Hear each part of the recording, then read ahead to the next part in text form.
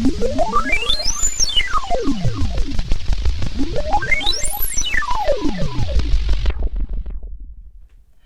there! Welcome to KidJam! We are glad that you're joining us this morning for KidJam Home Edition Week 2.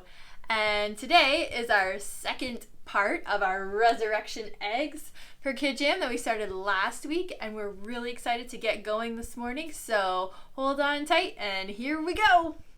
Hello and welcome to Weirder Things, the show where we explore the strange, the unknown, and the just plain odd.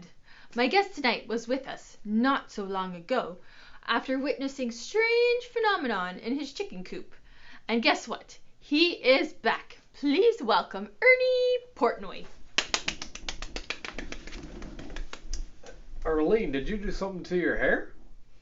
The show is called Weirder Things. It's weird. Well, Ernie, it's great to have you back.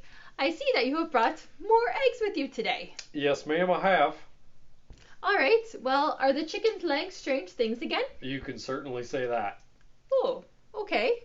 Well, what have the chickens left you today? Well, ma'am, I went to the chicken coop the other morning and Betsy laid this egg. Oh. And then inside. Well, those look like praying hands. Wouldn't you think so? Well, I kind of thought for a few minutes that it looked like a supervillain rubbing his hands together in evil delight, but now that you say it, they do look more like praying hands.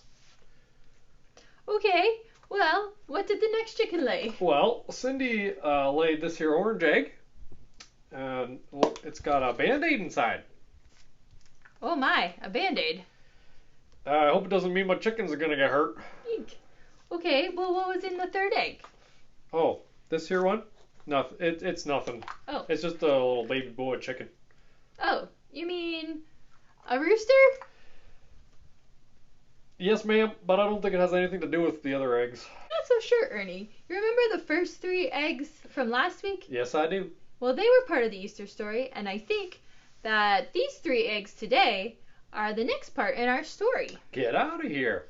Yes, well, you see, Jesus went to the Garden of Gethsemane to pray before everything went bad. He prayed that God would spare him from the horrible things that were about to happen.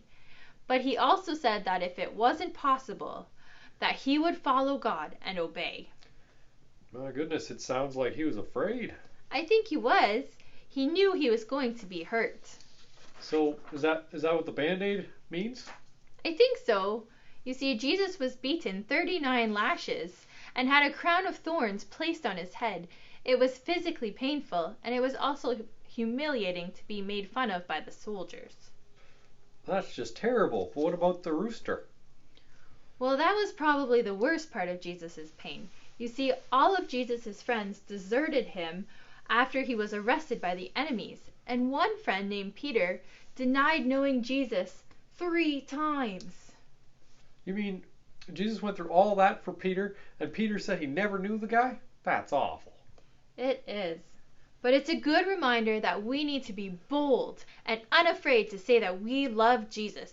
Jesus went through so much for us. He wasn't afraid to be made fun of, and he was willing to be hurt physically and emotionally so that he could save us.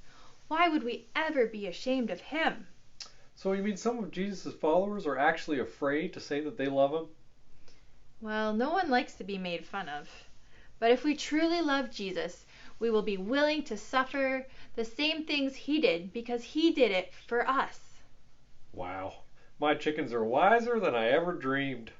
They've given me a lot to think about, and I'm sure our viewers as well. We'll have to have you back again, Ernie.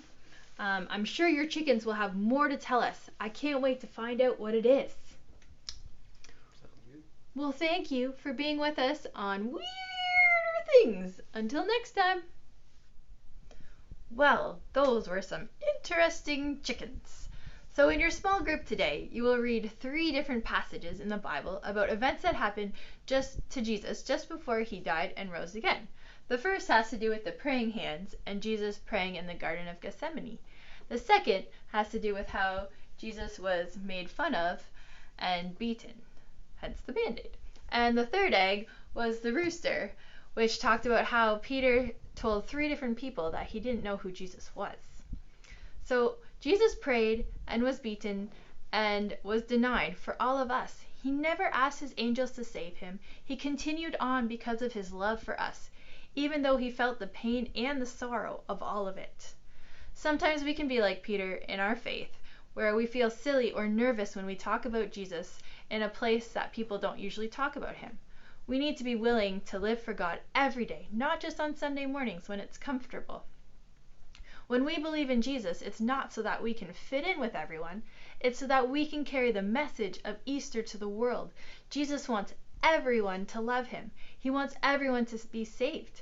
And how can others know about Jesus if we are too afraid to show and share his love to them? Well, that's something for you to think about as you dive into your Bibles and into your small group time. And don't forget to choose an action to do this week. I can't wait to see some videos. All right, dive into those small groups, and we will see you next week.